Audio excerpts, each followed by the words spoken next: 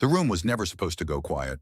It was 1985, and the American Music Awards were exactly what they always were. A carefully choreographed night of the music industry congratulating itself. Sequins, smiles, handshakes that meant nothing. Diana Ross had been to so many of these evenings that she could navigate them in her sleep. She knew which table to sit at. She knew which conversations to have and which ones to gracefully end. She knew how to walk into a room so that the room noticed. That was the thing about Diana Ross. She had spent 20 years learning exactly that. Back straight, expression warm but measured. A woman who had learned that in this industry, control wasn't just a tool, it was survival. Someone leaned over and said the girl was about to go on. Diana nodded. She'd heard about Clive Davis's new signing. Everyone had. A 21-year-old from Newark, New Jersey. Whitney Houston's daughter. Gospel background, which was interesting, but gospel backgrounds were common. The industry was full of church kids polished into something more marketable. Diana had seen it happen dozens of times. She'd lived through it herself. Beautiful voice, Diana had told her assistant a few weeks earlier, after hearing the debut album. But beautiful voices come and go. Her assistant hadn't said anything back. She remembered that later. If you've never heard this story before, subscribe, because there are more like it, and they don't end the way you expect. Before we get to what happened when Whitney opened her mouth that night, you need to understand what Diana Ross had built to earn that front row seat. Without that context, you're only getting half the story, and the half you're missing is the part that breaks your heart. Berry Gordy found Diana in the early 1960s, a girl from the Brewster Projects in Detroit with a voice that could be shaped, not with brute force, more like the way water is guided, carefully, into channels that the world was ready to receive. The world in 1964 was not ready for everything.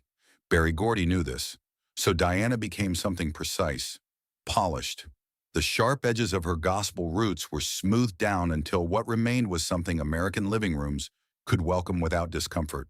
Elegant, unthreatening, beautiful in a way that didn't challenge anyone who didn't want to be challenged, and she was brilliant at it. That's the part people miss when they tell this story with too much judgment. Diana didn't just accept the mold, she mastered it. She turned what Gordy gave her into a 20-year career that opened doors which had never existed before. Doors that a lot of people walked through later without ever looking back to see who'd built them, who'd bled for them, who'd smiled through gritted teeth to keep them from swinging shut again. But mastering a mold costs something. You have to sand yourself down to fit it, and once you've been sanded long enough, you forget which parts of yourself you lost. Diana had been sanded for a long time. Whitney Elizabeth Houston grew up hearing something completely different. Newark, New Hope Baptist Church. Her mother, Sissy, was one of the greatest gospel singers in American history, a woman who had backed Aretha Franklin and Elvis Presley and never once compromised what her voice was built to do. Sissy Houston didn't sand anything down. Whitney grew up breathing that, not as a lesson, just as the air in the room. When Clive Davis signed her in 1983, he didn't try to shape her into something smaller. The rawness wasn't a flaw to correct. The rawness was the whole point. Her debut album came out in 1985 and sold over 20 million copies. By the time the American Music Awards came around that year, the industry was paying attention in the way it only does when it senses the ground has shifted and hasn't caught up yet. Whitney walked out onto that stage and the room settled. Not silent, just settled. The way a crowd settles when something is about to happen and the body knows before the mind does. People stopped mid-conversation. Drinks paused. The background noise of a packed awards show dropped several degrees. She was wearing white. She looked young because she was 21, standing in front of the biggest names in American music like she'd done this 1,000 times. No visible nervousness, but no performance of confidence either, which somehow would have been worse.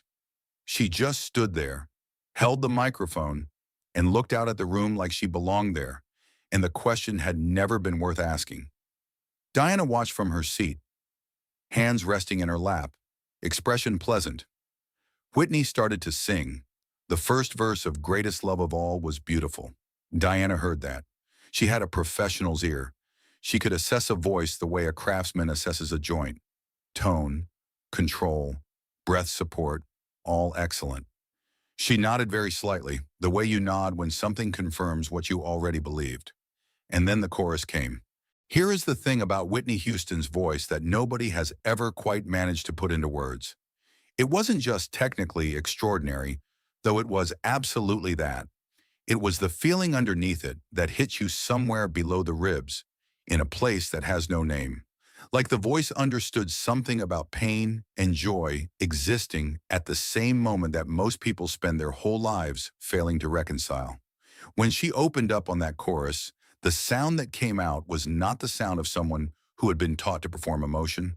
It was someone actually feeling it, right there, in real time. The difference is enormous. Most people in that room had spent their careers learning to simulate the feeling so convincingly that audiences couldn't tell the gap. Whitney hadn't learned to simulate anything. She just opened. And what came through bypassed every defense a person had built, every professional wall, every careful distance. Diana's hands, which had been resting loosely in her lap, quietly tightened. It happened without her noticing at first. The person sitting next to Diana that night described what they saw in an interview years later. Diana had stopped nodding. Her expression, which had been warm and perfectly composed, had gone very still. Not cold, still. The way a person goes still when something reaches them that they weren't prepared for and don't yet know where to put it. Whitney's eyes were closed. She was somewhere else entirely, and she had taken the whole room with her without asking permission. When the final note arrived, and if you know the song, you know which note, the one that climbs and simply refuses to come back down, the silence that followed lasted about 2 seconds longer than it should have. 2 seconds is a long time in a room full of people who do this for a living. Then the crowd was on its feet. Diana didn't stand. Her hands came together and she applauded. But she didn't stand. And the person beside her, watching her face, said later that Diana Ross looked like someone who had just been shown something she had been searching for without knowing she was searching, and found it too late to change the path she'd already walked. After the show, Diana was in a smaller back room with people she'd known for decades. Old Motown connections, a producer, a couple of industry veterans who remembered when none of this had been guaranteed. Someone brought up Whitney. Of course they did. What did you think? The producer asked. Diana was quiet for a moment. Not the kind of quiet that means someone is assembling a diplomatic answer. The kind that means someone is being honest with themselves first. I spent 20 years trying to be what Barry wanted me to be, she said finally. That girl walked out there and nobody had told her what she needed to become. She paused. And that's why I could never sing like that. Nobody in the room responded. There was nothing to say because it wasn't a complaint. It wasn't even regret, exactly. It was the truth, laid flat on a table. And Diana Ross had been in this business long enough to know the exact difference between the truth and every other thing people say in rooms like this. She had built the door. She had always known that. And she knew what it had cost her. But watching Whitney walk through it, watching her walk through it like there had never been a door at all, like the wall had simply ceased to exist. That was something Diana had not prepared herself for. What happened between Diana Ross and Whitney Houston in the years that followed was never truly a rivalry, though the press worked hard to frame it that way. Diana gave interviews where she was careful with her words, as she always had been. She acknowledged Whitney's talent the way one legend acknowledges another, with precision without excess. Generous, but measured. But there were moments that slipped through the careful control.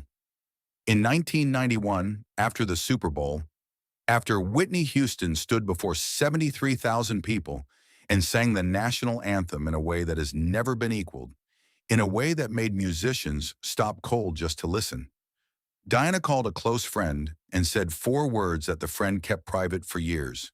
She's better than me.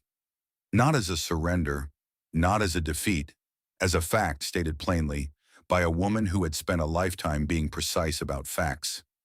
The cruelest part of this story isn't the rivalry or the ego or the industry politics. The cruelest part is something quieter than all of that. Diana Ross had to become exactly what she became in order for Whitney Houston to exist at all. Every room Diana walked into and changed from the inside. Every compromise she made to stay in those rooms. Every place she swallowed something that needed to be said.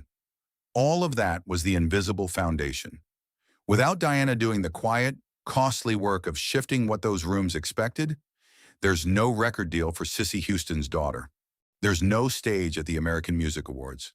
There's no world ready to receive a voice that doesn't know how to be anything other than itself. Diana built the world. Whitney walked into it free, and the grace of Diana Ross, the part of her that was genuinely extraordinary beyond any song she ever recorded, was that she understood this. She understood it sitting in that front row seat with her hands pressed together. She understood it when Whitney's voice climbed to that note, and 2 seconds of silence fell over a room full of people who thought they'd heard everything. She built the door, and she watched someone walk through it like it had always been open. In 1994, a journalist asked Diana directly about Whitney Houston's place in the history of American music. Diana took a breath. Then she said something the journalist hadn't expected. She didn't open a door. She blew the walls down. A pause. I spent my career learning how to fit into rooms. Whitney never had to fit. Rooms rearranged themselves for her. The journalist wrote it down and moved on. He didn't fully understand what he'd heard until years later, when he was older and had learned what it cost to survive in a world that wasn't designed with you in mind. He understood then that Diana wasn't talking about music. She was talking about everything she had been required to become, and everything she was never allowed to be. And the woman who came after her, who was free in ways that Diana had made possible and would never herself experience. She was talking about the price of being first. Whitney Houston died in February 2012. She was 48 years old. Diana Ross posted a statement that night that was short and quiet. It didn't mention the voice, or the records, or the performances that had stopped the world. It didn't reach for big words. It said, "My heart is broken." 3 words. From a woman who had chosen every public word of her career with the deliberateness of someone who understood that words once spoken cannot be taken back. And somehow, coming from Diana Ross, that said everything that needed saying and left the rest exactly where it belonged, in the silence that always follows a voice like that.